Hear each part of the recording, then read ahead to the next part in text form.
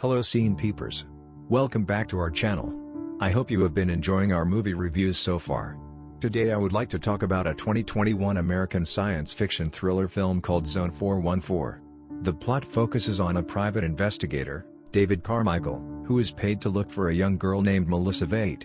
Melissa is Marlon Vaight's beloved daughter. Marlon creates Zone 414, a place where people can interact with his human-like androids legally. It is revealed in the movie that people come to Zone 414 to fulfill their darkest desire, or just to find a company. They pay a big amount of money to spend their time with robots in Zone 414, or even purchase one. Spoilers ahead. Take care and enjoy. The movie begins with a scene in which David shot Jayden, a female humanoid, to retrieve her brain. It's a part of the recruitment test organized by Vaight Corporation before they hire him to look for Melissa. David later attends an interview with Marlon's brother, Joseph. He asks David several questions, including the reason why the latter retired early from his previous job as a cop. Joseph learns that David didn't follow protocols in his last mission and therefore caused his partner's death. Instead of giving him punishment, the police department grants him an early retirement option which he takes. It is also revealed that David applies for the job without knowing what the job is exactly about. He applies because he needs the money. After passing the test and the interview, David is taken to meet Marlon in his private mansion. David's mission is to travel to Zone 414 to look for Marlon's daughter, Melissa. He is very sure that they are going to find his daughter in Zone 414, because Melissa likes to spend her time there. Marlon says that Melissa has been missing for weeks and he doesn't want to involve the police, because it's gonna ruin Zone 414's reputation. From the first day, since it was created years ago, Zone 414 is a safe place where people can interact with Marlon's humanoid robots. Rich people are willing to pay for Zone 414 and it becomes Marlon's business empire. David then is offered $2 million to find Melissa. He also gets Zone 414 access card and accommodation while doing his mission. Marlon later instructs David to meet Jane, one of his most unique androids in Zone 414, who will probably give him information about his daughter's whereabouts. On the other hand, in Zone 414, Jane is shown strolling around the city. She seems to hear some strange voices in her head and looks uncomfortable. The city looks dark and mysterious. It's hard to differentiate which one a real human is and which one is a robot. They look alike.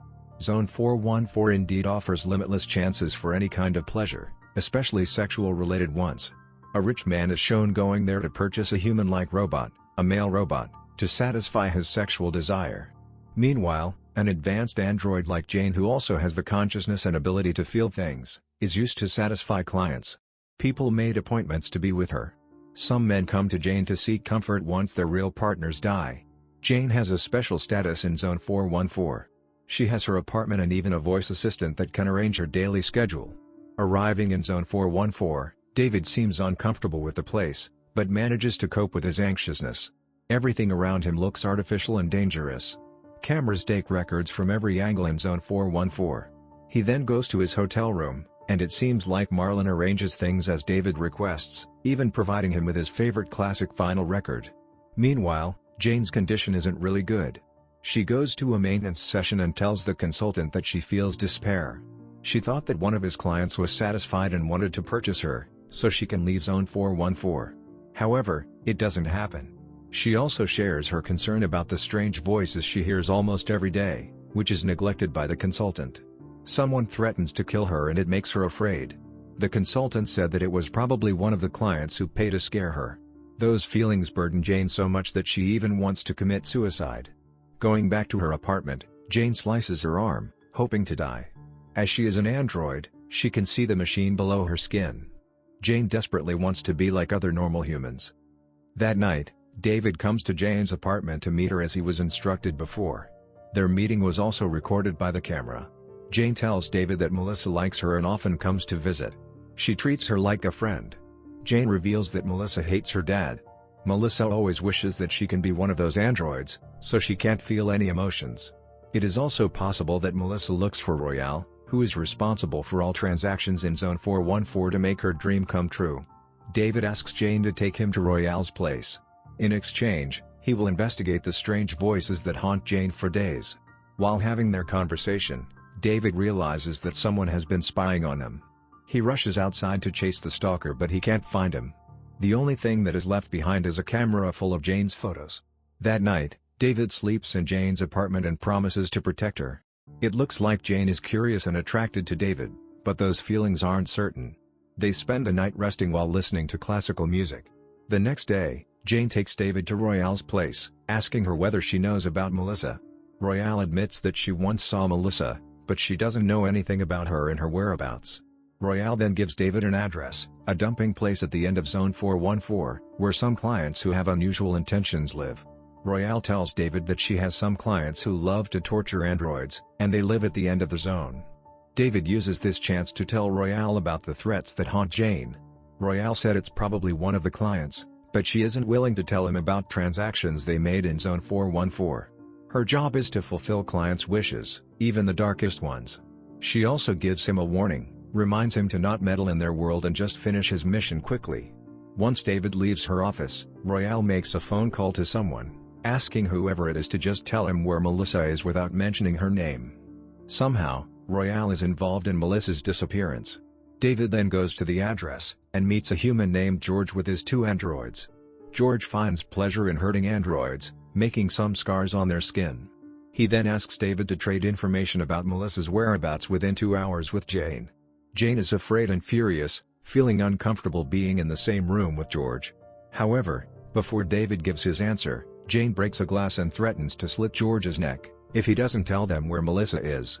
George later admits that Melissa comes to his place, and he doesn't know that she isn't a robot. She left and he never heard anything about her again. He asks David to search for Melissa in the boatyard, another abandoned place in Zone 414. Arriving in the boatyard, David finds Melissa hanging in an abandoned building. She is dead. David takes her body to Marlon and tells him that she was murdered. The murderer somehow made it look like she committed suicide. He also advises Marlon to take a closer look at several names, including Royale. However, Marlon doesn't want to continue this investigation. He doesn't want this matter to affect Zone 414's reputation. This incident will destroy his ultimate creation.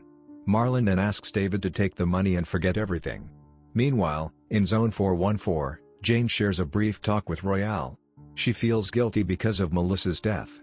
She thinks she plays a major part in it by not telling Royale that Melissa isn't a robot. However, Royale asks her to forget everything.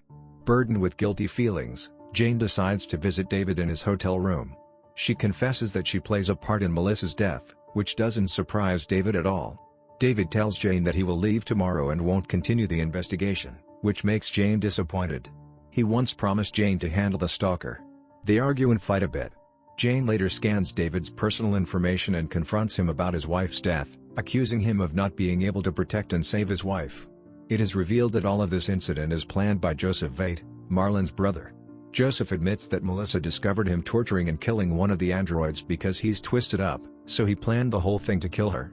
He only hired David to find Melissa's body to have a conclusion to the whole ordeal. Joseph is a sociopath who loves to collect things from his victims after he destroyed them. He even kept Melissa's hair as a souvenir. While talking to David, he tells David that he is probably gonna kill him and Jane too. Joseph is also the one who sends those threats to Jane, enjoying looking at her and getting scared. Later, Joseph attempts to torture and murder Jane again. But Jane manages to defend herself. She reveals since she is capable of feelings, she loves Melissa.